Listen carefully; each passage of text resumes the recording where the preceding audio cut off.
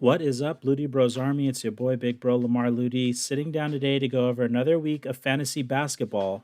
But before we get into this week's matchup, if you haven't already, please hit that subscribe button, turn that notification bell on. I'm bringing NBA content to you guys every Monday, so you're going to want to keep tuning in to see how this fantasy season shapes up. Well, last week I was matched up with the 1973 Wainimi Vikings. They're managed by my dad, and I would like to say that it was a close battle, but the difference really came down to that first night. I had 200 points, and that was the difference, here in the end. 907 to 1107 was the final score. So after a week of battling, I was able to pull out the win.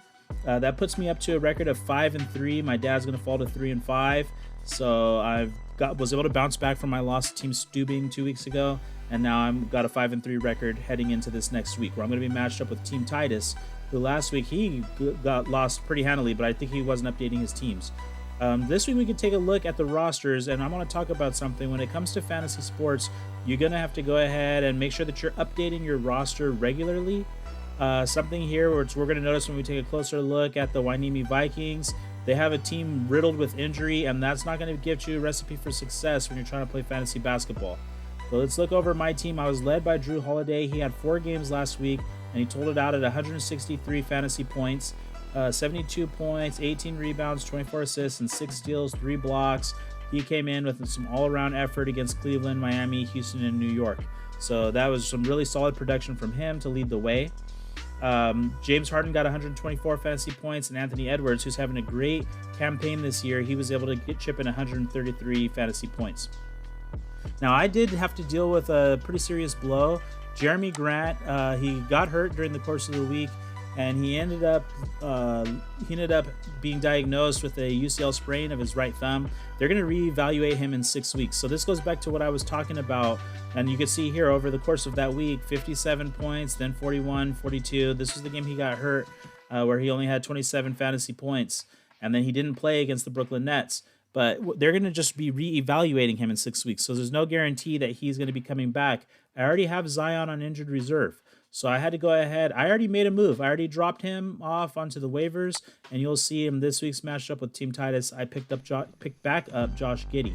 So you have to make moves. And now I want to take a look at the Wainimi Vikings roster, and we can see if we can diagnose just what went wrong here. Now, CJ McCollum is out with a collapsed lung. Rashawn Holmes is out. John Morant's out. Brooke Lopez is out. Joe Harris is out, and Kawhi Leonard's out.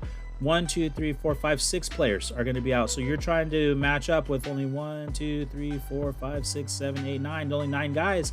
I mean, you just got a handful of guys. When they're not playing, you're not going to get any production. 2 games missed with these 2 guys. So you're going to have to drop some of these people. You're going to have to drop some of these people when you're playing fantasy. You cannot stick around with guys for too long if they're not playing, because you're going to end up falling and digging yourself into a deeper hole. When we go and check the standings, you'll see what I'm talking about. So you can see here, with that win, I was able to stay pretty close. I'm right on the heels of Team Doodles. Team Doodles handed me a loss early in the season, and they've been able to put together some wins. He's 6-2, right behind On Top Thrower, but I'm right behind both of them with the record of 5-3. Wainimi Vikings has dropped down here to 3-5. So they're 2 games back. I guess 2 games back of that number 1 seed, but the way that things have been shaping up over here in the East, I handed Team Rosario his first loss, and since then he hasn't been able to figure things out. He's got 3 losses in a row. Team Stubing did win. He beat me, and then he won again the week after that, so he's got a little roll going for him there. I matched up with Team Titus this week, so I'm hoping to avenge my early season loss, and like I said, move myself up to 6-3. When we go ahead and check the scoreboard, we're able to see exactly who's matched up with who this week as we head into week 8 of the NBA. So like I said, I'm getting this video out to you guys as soon as possible, but I'm up by a little bit here, 45-11 on Team Titus. North Carolina is still looking for their first win, matched up with the respectful shooter. Last week, Chicago Mass Sands had the most points in the whole league, but that's only good enough for 2 wins, matching up with Team Rosario. We've got Wainimi Vikings, and like I said, they got to make some moves. They better make some moves quick, or else they're going to find themselves with another loss. And then we have Team Doodles matched up with On Top Thrower, the 2 top teams in the West matching up. So it'll be interesting to see if one of these guys, they might end up with an identical record with me only 1 game behind. Well, so this is a pretty important week here as we're getting closer to the holiday break. I know that there's a bunch of games, big games that are going to be slated for Christmas Day.